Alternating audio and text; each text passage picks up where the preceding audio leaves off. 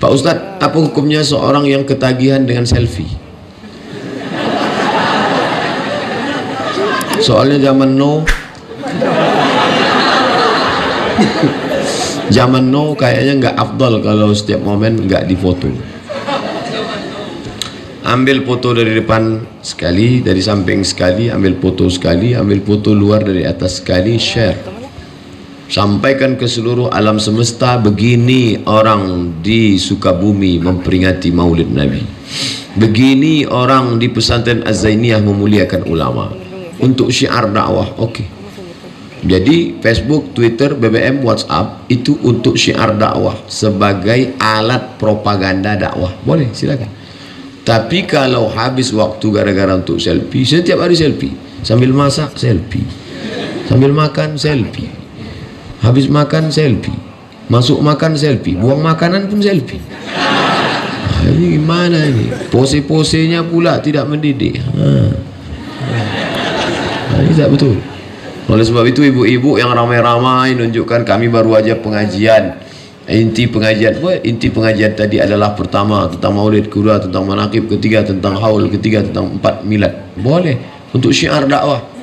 Jamaah-jamaah bisa kenal sama saya dari mana? Ya dari Facebook, Twitter, BBM, WhatsApp. Kalau di satu daerah ada orang nggak kenal sama saya, dapat diyakini bahwa di situ tidak ada signal.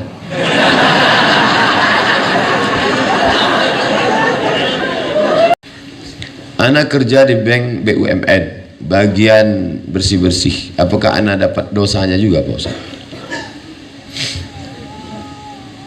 La'anallahu akilar riba, Allah melaknat yang makan riba, wa mukilahu yang diberi makan riba, wa katibahu pegawai pencatat penulisnya, wa syahidaihi menjadi saksinya.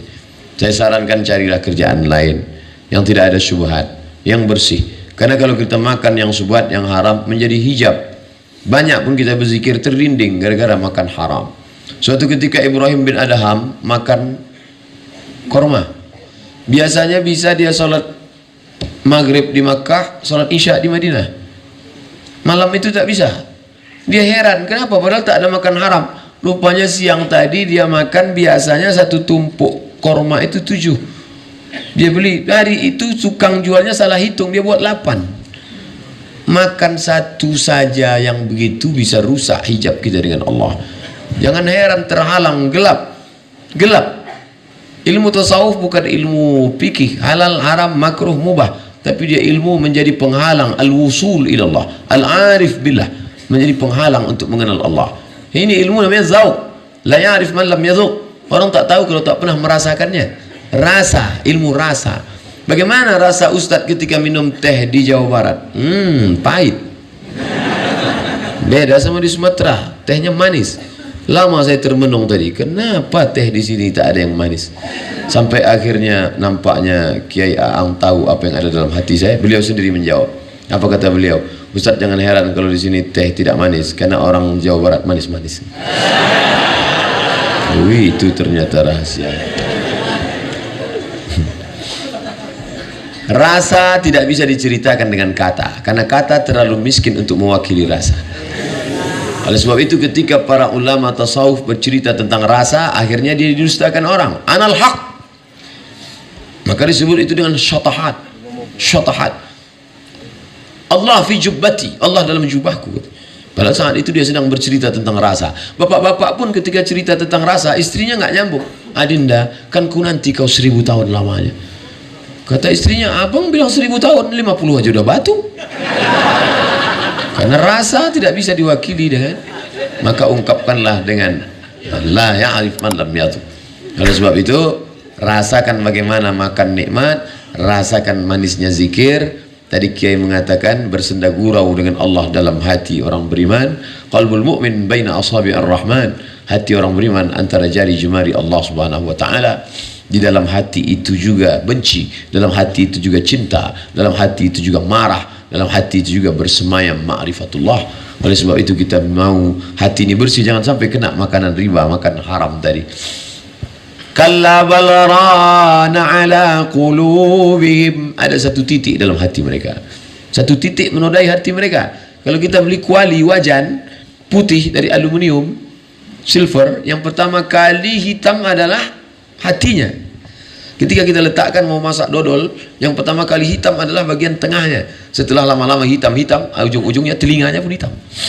Begitu juga kalau orang banyak makan haram subuhat ini, terus akhirnya hitam. Kalaupun dia punya jamaah, kalaupun dimuliakan orang, sebenarnya istidraj, sedang dimainkan oleh setan. Dipanjangkan umur, diberikan kuasa, diberikan jamaah banyak. Maka saya kalau sudah ketemu jamaah dalam hati saya, ini nikmat atau istidraj ini? Tadi keluar dari masjid, salam tadi dalam hati saya bilang, ini nikmat atau istidraj? Jangan-jangan aku sedang dimainkan Allah dengan suatu yang aku sangka nikmat padahal istidraj. Senantiasa muhasabah diri. Sanastadrijuhum min haitsu la ya'lamun. Kami permainkan mereka dengan istidraj. Kami panjangkan umurnya, kami berikan harta banyak, kami buat dia masyhur, padahal kami sedang mempermainkan dia. Nauzubillah.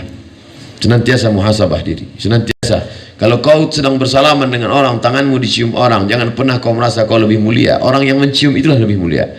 Karena dia sedang mengamalkan sunnah Nabi. Karena dia sedang memuliakan ulama. Adapun engkau belum tentu lebih mulia daripada dia.